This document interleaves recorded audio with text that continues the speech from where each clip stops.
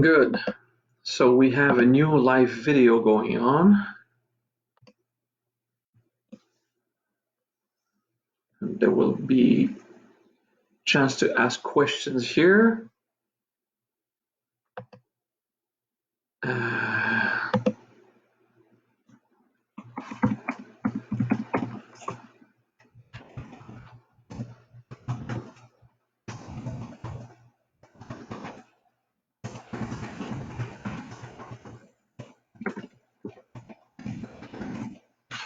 Simple kindness to achieve self-realization. Yeah, that's a nice title. Good. So now we have a new live. Oh, yes. I guess I just don't see it. All right, we're live again. Okay. In this chat, we're going to take 15-20 minutes just to answer little questions. Okay. So I would like you to think about a topic and just post it in the comments. Just say, talk about that or a simple question. I'm not going to take all of them, but I'm going to answer some of them. Okay, so just go ahead, think it up and post it in the comments of this chat. Hola Inma, lo siento, no tenemos de traducción por eso esta vez, pero vale, intentamos el mejor que podemos. All right. Good. Until then, I want to write your question. I'm going to start with what is a chakra, okay? So a chakra, everyone thinks that it's a point, okay? Various points on the body. Well, actually, it's a surface, okay? It's not just a point, it's a full area, okay? Then, that too is a mistake. The chakra is not just an area, it's a volume. So let's say the chakra of your heart is here. It's not just a surface. It does a cone like a trumpet, okay? So the surface is what is exposed, but then it goes in as a trumpet, and there's a little channel, so it will go from outside in, it's still there, and then open again out on the back, okay? So in front and the back, your chakra is like two horns of a trumpet connected, okay? And that is not empty. This is not a channel through which energy flows freely. It is full. It is an organ, so it's full. In your liver, your blood flows through, but your liver is not an empty pocket. It is full. It is a complete organ, okay? So in your chakras, vibration go through, vibrations of consciousness, okay? So when you contemplate your chakra, I am encouraging you to not only consider the surface, but the entire area at least. And eventually you'll gain enough precision to be able to feel that, okay? Can you demonstrate the 10th Kujian mudra? I didn't understand the Facebook description from 2 years ago. Okay, can you please find the post and send it back to me, because I also want to be remembered the what I said at that time, because I was bugged a lot in a period of time. Like tons of people were saying, what's the 10th Kujian? What's the 10th Kujian? So I say, okay, so we need to have one. So let me be clear. Kujian means 9 syllable seal, 9. Kujian does not mean 10, it means 9, okay? Thank you, Sean, for doing that work of finding that. Okay, so Ku means 9. Now you have a bunch of people that say 10, okay? And I'm sure that when I sat to say, if we are going to have a 10th Kujian or a 10th Mudra and Mantra, it's going to be that one. And I sat and I decided I was going to do some work about it.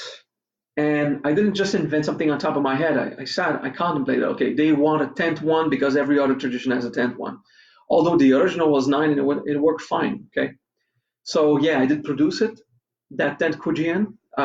It's cool, it's fun, but it's not official. It's to do one extra step, but by itself will not be by itself will not be enough. Like if you do the 10 Kuji-in just to feel powerful, that's a power trip, okay? So Kuji-in is personal growth, so a system of 9 is perfect, okay? All right, let me see what I said because I've not practiced for like 3 4 years. Okay, so Oma Humri Tram Vajranam. Yeah. Um,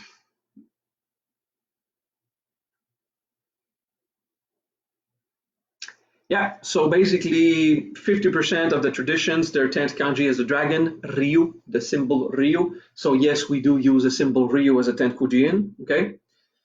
Um, the mantra is Oma Humritram Vajranam, okay? So Oma Humritram is 5 and refers to 5 elements, okay? The dragon, and actually, Sean, can you post that link that you just sent to me? Can you post it in the comments so everyone can see the kanji for Ryu, okay? So Oma Humritram Vajranam. Um,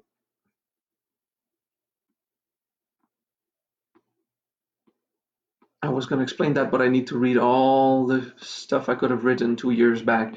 Just to show you at which point it's not really important. Um, Kujian means 9, and the 10th, it's fun. It's fun. It's really cool. Okay. I'm trying to see the mudra. Okay, the dragon lives in the earth. Yeah, that's the point. Dragon lives in the earth, swims in water, flies in the air, and breathes fire, and he seeks wisdom. Okay, so that's the 5 elements. So I just said Oma Humritram Vajranam. Okay, Oma Humritram does not refer directly to the 5 elements, but to the 5 pointed star and to the process of alchemy or transformation. Okay, Om is transmigration. No, Om is being conscious. A is transmigration. Hum is to feel. Re is to transform, and Tram is to manifest. Okay, so you have these bijas that means how to operate the world. Okay, so Oma Humritram, Vajranam or Vaishranam. Did I explain the mudra? You say. Did you say I had a mudra for that? Because I could have gone with this one or that one. I mean, we're here to have fun, right? The mudra, okay, you move from the ninth, okay, and you turn palms towards your abdomen and more round.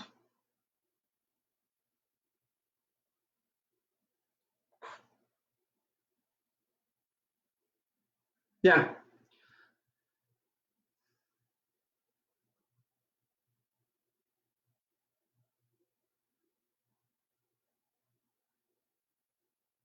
you move from the ninth, okay, sorry, Zen, and you turn your palms towards your abdomen and make it more round and touch the thumbs.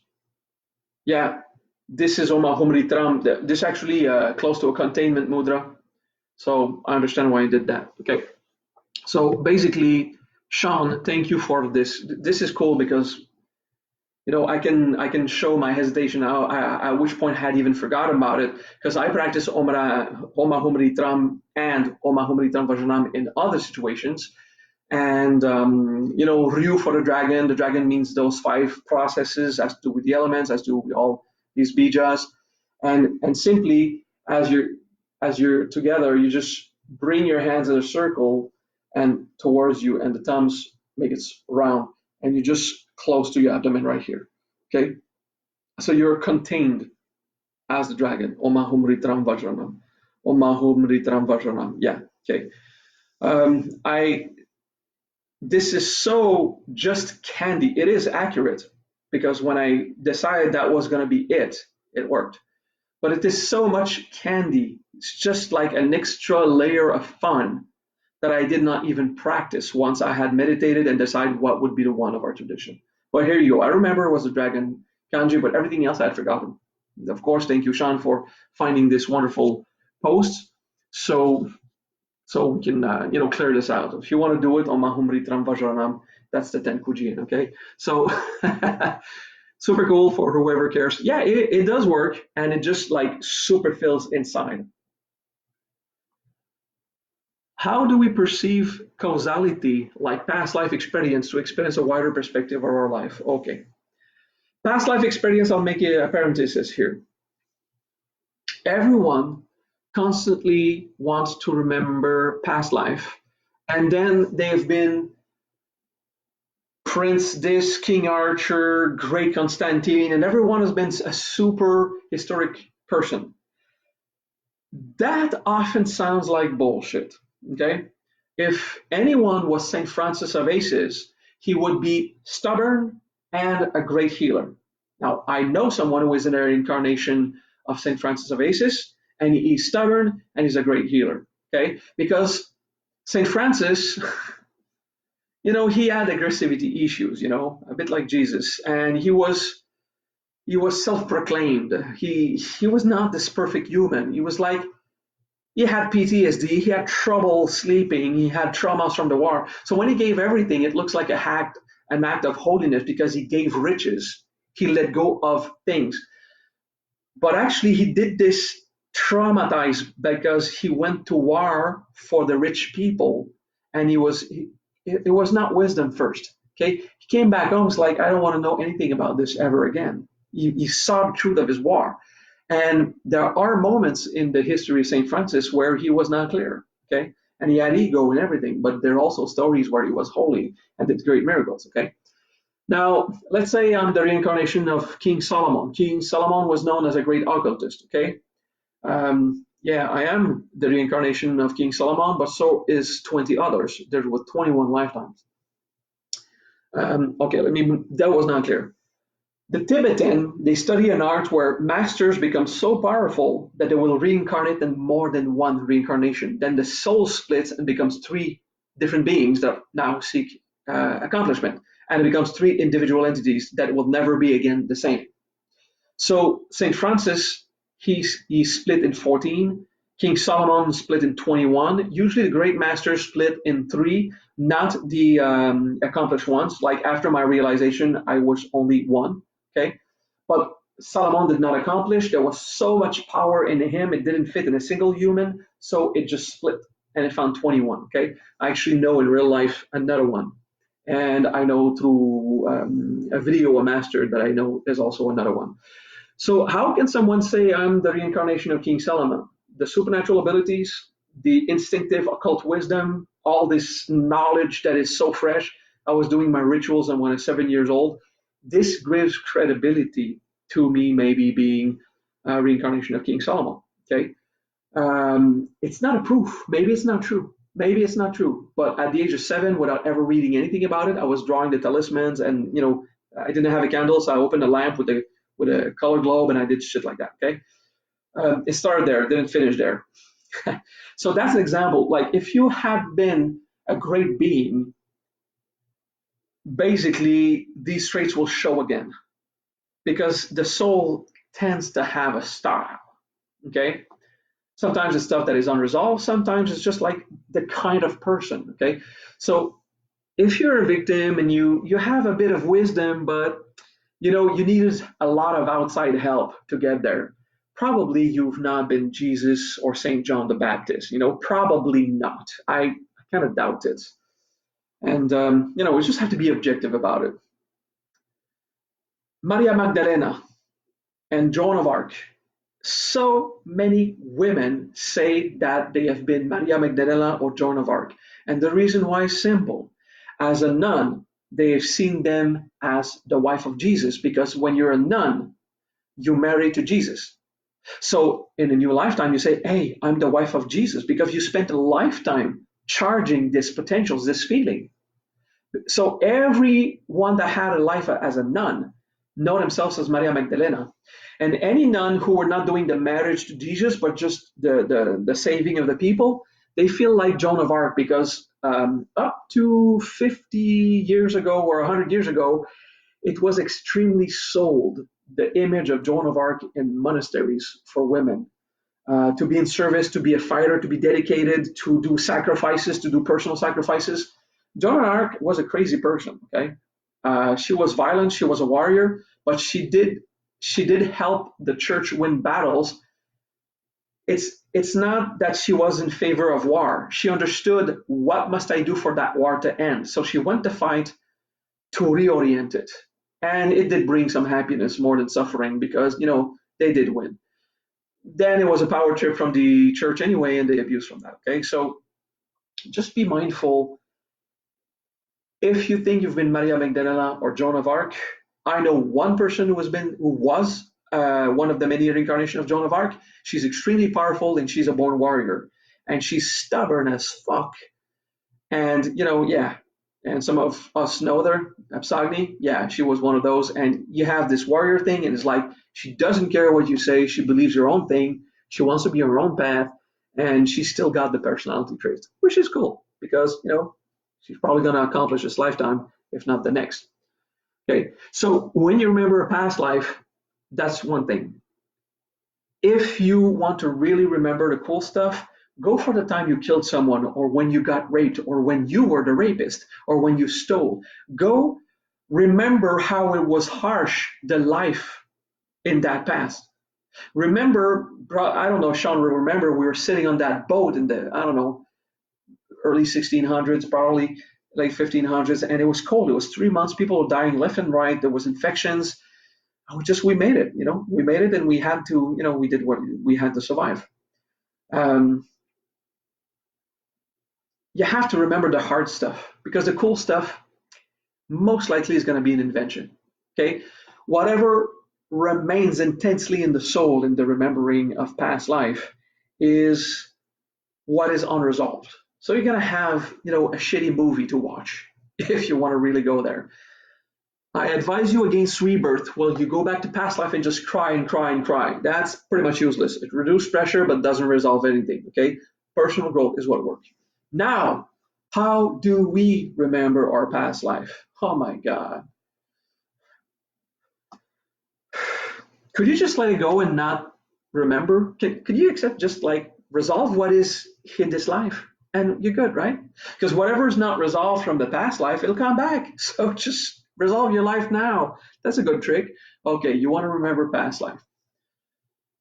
The more personal growth you do on yourself, the more you'll remember stuff you forgot in your childhood when you were 3, 2, 1.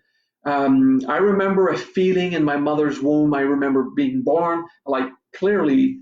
I have memories that would be impossible for a human to have because I worked on myself. And if you work on yourself, you're gonna go, yes, true, I had forgotten about that. When I was 5, 6, this event happened. Okay, so the further you go, the more personal growth you do, you go back up to a point that you eventually start to remember stuff before your birth, and then you just keep going back. Okay, so that's the first thing. Rashasa also helps. Okay, so you focus on the lower abdomen and you open yourself to space time. Say all these dimensional reality, they vibrate in me. Rashasa, all the past, all the memory, all the energy, bodies, trace, and everything that my soul carried. Rashasa. All right, so in this mantra, we'll bring it back. With the vowel A, there's 3 white noise. The R, R, the SH, sh, and the S, s. So coarse, medium, and refined white noise, okay, that we can do with the mouth. And you combine it with the A, Rashasa. It's just to take the A of presence and you make it coarse, vibrate, and then more refinement, precise, so that it will go and awaken that energy, those traces that could come back. And then you just do the work of trying to remember. Okay, if it looks like a dream or fantasy, it's a dream or fantasy. Okay, if it's like, oh my God, I remember that, you're getting close. It's still not your human, so you don't feel like I live this. You feel, oh yeah, I have lived as someone else this. Okay, and then it's a question of time and experience. Okay, so that was it for the lifetimes.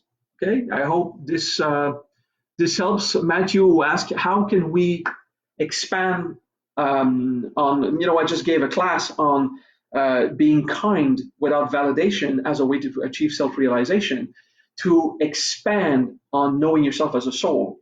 And then he came, okay, well, past life experience. Okay, well, here you go. You got tricks for past life, but seriously, the core of that answer is keep being kind and exist as an expanded being. Don't limit yourself to just you, and it will happen. Okay, cool. That was that.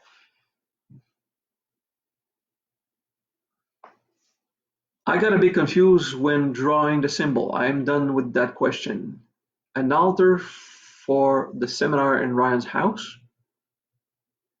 I've done several puja myself. What can I do using Magia technique available online? Okay, that's not at all a clear question, Nick. Okay, if you want to ask questions, be clear. If you want to know how the Magia builds an altar, we have a guide, which is not rules, it's just a suggestion, and you can find it in the repository.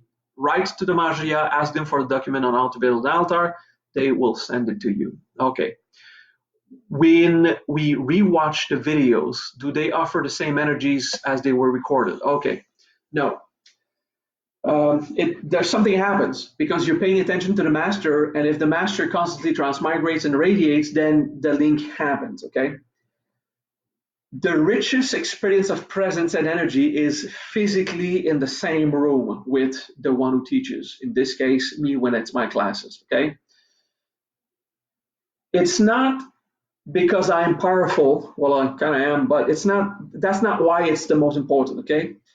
There's still three influences when we are together in a seminar. First, I am there. My own power is there. Second, you are there. And there's a synergia. Okay. That synergia is the third. Okay. So the fact that you do your work on yourself during a seminar in my presence, the work you do is the power and not the master. Okay. Then there's a master, and then there's the synergy of everyone. Okay, so that's three influences. Okay, now when we're through video, at least it's live. So I'm living something now, and you are transmigrating, or our consciousness flows together. So that's another influence. But we don't have the same synergy of being together in the room. But there's a synergy if we practice transmigrating together. But even then, it's never like the actual presence. Okay, but your work on yourself is still there. My presence is somewhat there, still filtered by video. Just the feeling of pilgrimage. You go on a trip, you get into a seminar, you put your energy there, you're invested, so you open up and it's very close. Now you're home in your pajamas, you see your computer, but the fact that it's your home, you have the mundane feeling, you want to put yourself in a state of being sacred and honoring and everything, but your preferred coffee cup is right there. All your comfort zone is right there. Okay, so this dynamics of transmigrating together is much less. I would say it's a tenth. When we're doing a live, it's a tenth. My presence, 10-20%. If I'm really forcing to transmigrate, usually it's still a tenth. But your work on yourself, it's 100%. Because the work you do on yourself, regardless if you're in a seminar room or watching a video, the work you do on yourself, you do it yourself.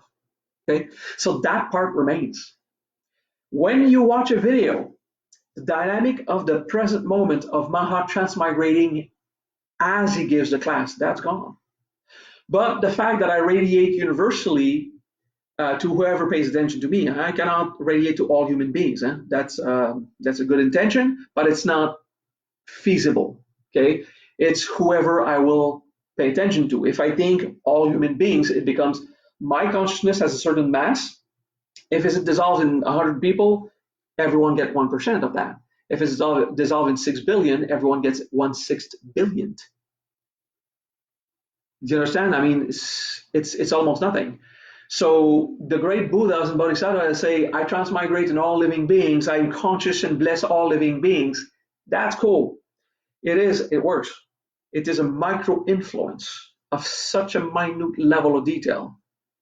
It does help, yes, because it's better not to have it than not having it. But when you're with the master and the consciousness of the master split in 100 people or 1,000 people, it's very rich. Usually there's 100 to 200 people thinking about me around the world, on a given moment.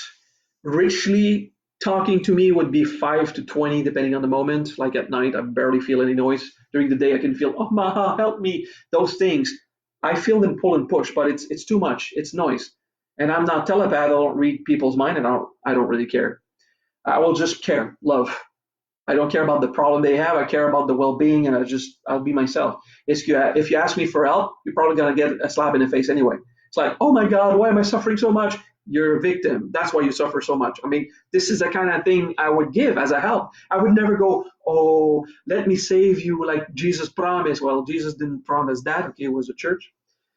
So basically, when you watch a video, you have a fraction of the influence of the master because he's not live. So it's almost nothing, but it's there. If you think I'm watching a video with Maha, I put myself in feeling I'm in the room, the radiance of the master, as I always do because I built it like that, that will help. The synergy, zero. Zero synergy. In a live class, everyone watching the live class gives that through online, through distance, it has a synergy. But when you're alone watching a video, you're the only one watching that video at that time, watching this wisdom. So the synergy is literally almost null. But the work you do on yourself is 100%. So basically, the key to all that is the work you do on yourself. So instead of counting on the energy of the master, it helps. But it's always best when you count on your work, of course. Thank you, Maha, for the great energy, for the blessing, and it will happen. Okay. So I hope, Raven, that helped. I hope that answered your question. Cool. I'll move to another one. In a seminar, we learn to accept and embrace the animal. Yes, not to obey it, but to embrace it. How would you explain how to guide the animal to agree and act with the virtue like prudence? Aha! That's a week of training, but in 5 minutes,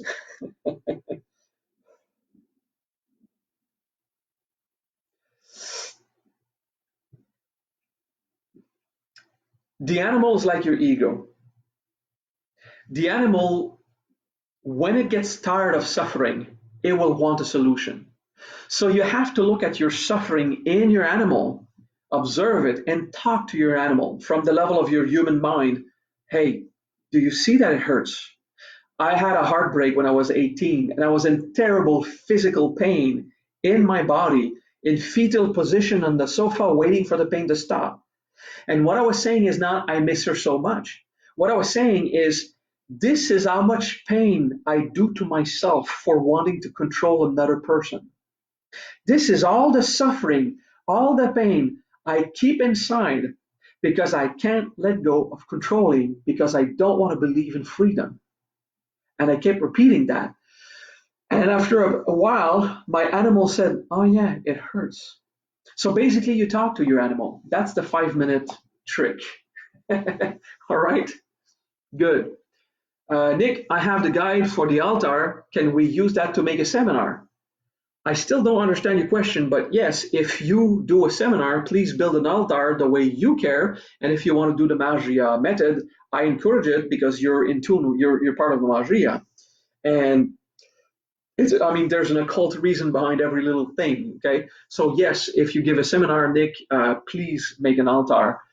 Now, if people are following, and I think this is Nick's question, can we do an altar at home for following the online class? Well, why not? Why not just do it? Just enjoy it. Go ahead, make your altar. If you don't already have one, make an altar, make a little thing so that next to your computer you're gonna have a candle, not too close to the screen, and a little thing of earth or a little bowl of rice. You can put your 4 items: a stick of incense that you light or not. Okay, take care of your breathing. Just a stick of incense is a symbol of the air. A little thing of water, a little thing of fire, a little thing of the earth. Just put it in 4 corners, and it will occultly fabricate, an infrastructure for some of the conscious to go more. And then, nefesh galgalim v'shemesh lemalkut, we are together in this class. And then you have little components for the altar. So that's cool too. Nick, I hope it gave you various yeah, yes, we can use a Mahajya Puja for following a class, or if you give a class online, you can do it. If you do it live, that's how you do it. You got it. And Mahajya Puja is 1, 2, 1, 2, 3, one more bow. Okay, so it's just Om Namah Shivaya, Om Namah Shivaya, Om Namah Shivaya. okay, because this is Brahmanical, this is the Hindu style, this is how I was trained as a Swami, and I like it, so we kept it, okay? So this is from the Shivaites. You know, the Hindu, they have the Shivaites, who pray Shiva, and the Vishnuites, who pray Vishnu, and you have Brahmans, who are mysterious and keep a lot of secrets for themselves, okay? So, yeah, yes, it's for the five of you in Ryan's house. Absolutely, you should do that. I mean, if you want to do this, this is just wonderful. Just go ahead and do it. Next question: what is the most compassionate way to enjoy every relationship and mourn everyone? Oh my God! First of all, if you can enjoy every relationship and mourn everyone, it's compassionate. Okay, so that's the first answer to that question. Compassion. I'm just going to answer a funny question. Someone says, "Maha, are you wearing your underwear?" No, it's shorts. It's a summer kit, like not even the beach when you go to the mall. Okay, so it's funny. Someone says, "Are you in your underwear?" I mean, we see your legs. No, okay, it's just. Thank you, Nick, for insisting on answering the question so I could give you the information and for everyone else. Okay, enjoying the relationship means. Oh my God, check this out. Okay, Anna. Greed will always want something from the other. Find a place inside where your greed is pulling. For example, at one point in your life, maybe you were lying naked next to the man you want and you're not having sex and he won't touch you for a day or two and there's a physical pain. Sink into that. Remember how it is when you have a desire and you cannot act on it or you cannot execute it or it's just not wise to do it. So you hold yourself. This kind of pain is just a powerful animal pull. It's just pull in. You know, when I said, love me, give me everything, this pulls inside super strong, you know. This is a dense pain because it's genetic. It's in the animal plane. You know, you got the physical plane. Above that, you have the vital plane, which is also the animal. This is where the genetic applies force on you on the vital plane, okay, because this is where you're alive, okay. So it's more than your mass, it's everything that is pressuring you constantly to obtain something for yourself. And as much as in your heart you want to stay compassionate, at one point in your body there's going to be an animal, a monkey, a wolf that hunts. There's going to be a tremendous power to take from the outside and bring it in. Love me, okay? This kind of force is a greed very deep in the genetic that you have to just sit in and allow yourself to discover and suffer it. It doesn't mean you're going to lose your desires. No, it means that when the animal wants to take over, you'll see it happen. Then you can think about being compassionate. Then you can think, everything that comes, I accept it. But let me be ready to lose. Just be available to not obtain. Okay? Because if you start to enjoy every relationship you have, and I'm not meaning fucking around with everyone who wants. I mean, that's a bit insane. I mean, you can because freedom is absolute, but it usually brings more suffering, heartbreaks, maybe sickness, unwanted babies. I mean, don't get into that, okay? A simple relationship is usually more wise. However, have fun if you want to. But what I'm saying is enjoying every relationship is not limited to sexuality. It can be your friends, your parent, your lover, society, the people at work. So there's a lot of ways to enjoy every relationship in that sense. Okay, it's just let's not confuse what I was saying about sexuality and desire. Okay, but we practice with desire because this is where it hurts physically. There's one thing that hurts more than desire regarding relationship. It's what parents feel for their children when their children are suffering. That is more terrible. I speak from experience of being a father. Okay, I've had more pain from the trials of my children than just being horny and being stuck with it. Okay, because sometimes it's not horny, sometimes it's emotional, like feeling very heartbroken alone. That too is a thing you just sink in and resolve. Okay, so to go back to Anna's question, what is the compassionate way or the most compassionate way? Most is a word I'll try to ban. A compassionate way to enjoy a relationship and mourn everyone. Simply find that greed inside, get acquainted to it, and then practice letting it go. And don't refuse what comes your way. If it's wise, if it's prudent, go have a drink with your friends if you believe in having your drinks with friends. Go be with your lover if you believe in being with your lover, and enjoy simple and gratifying experience for your human, because it's wonderful. And God did not want us to be ascetic beings isolated in the temple, although you can accomplish yourself that way. It's possible. I don't recommend it, and I don't prefer it myself. God wanted to enjoy this world. He created it to become it. So just go and do it. But always keep in check. What am I losing? Let them win. What restaurant you want to go? It's okay. I'll adapt. Not to sacrifice, but to stop being so picky. But I wanted flowers and you brought me chocolate. I mean, come on, just whatever comes, it comes. Oh, thank you. You're grateful for what you have.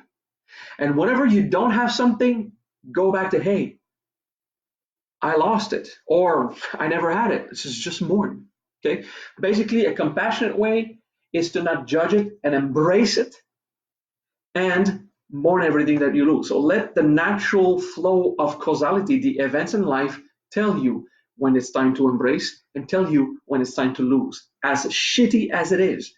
Because when it's time to embrace, we jump in. When it's time to lose, oh no, can I lose tomorrow, please? Well, no, you can. It's still gonna hurt. You might as well lose now, okay? So discipline in recognizing the animal greed is the way to stay in a state of mastery.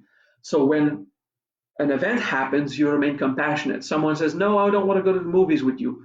No problem. It's cool. Freedom is absolute. I'll go back and look at how lonely I feel that my best friend is going to the movies with someone else, but not me. Okay, so this is, I hope, Anna, it answers your question.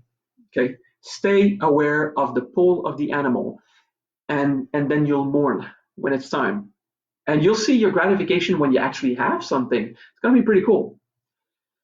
Matthew, other than your videos or letters and angels, what other resource do you recommend for a newbie to Kabbalah to begin their studies? Okay, so basically the letters and the angels, that's pretty much it. And I recommend Rishikva, Asun, for example. I don't know if Ganeshakti still teaches, but if Ganeshakti teaches, she's a good one for that. But basically Asun gives classes. Rishikva gives various classes. Shivagam has classes. Karunapsa has classes. Karunapsa is pretty fond of Kabbalah. I mean, there's a million people in my Immaculada. There's this resource. So basically, write. Someone wants to the basic. For me, it's my seminar on the letters, called Creative Forces, and also a seminar called Angiology. And this is where you get the basics of Kabbalah in my optics. Otherwise, through seminars in private, through online classes, to the occult classes, you have to go as you discover it. There's no other precise source. Cool. It's been another while. So hey, that was cool. Little satsang. I'll keep this recorded, and various questions. That was just for fun. We'll have a question and answers here. The satsang, I usually slide them posted, but they're recorded, so it's cool. So see you tomorrow, 11 a.m. New York, Montreal time. That's Eastern Standard Time for you, if you care. And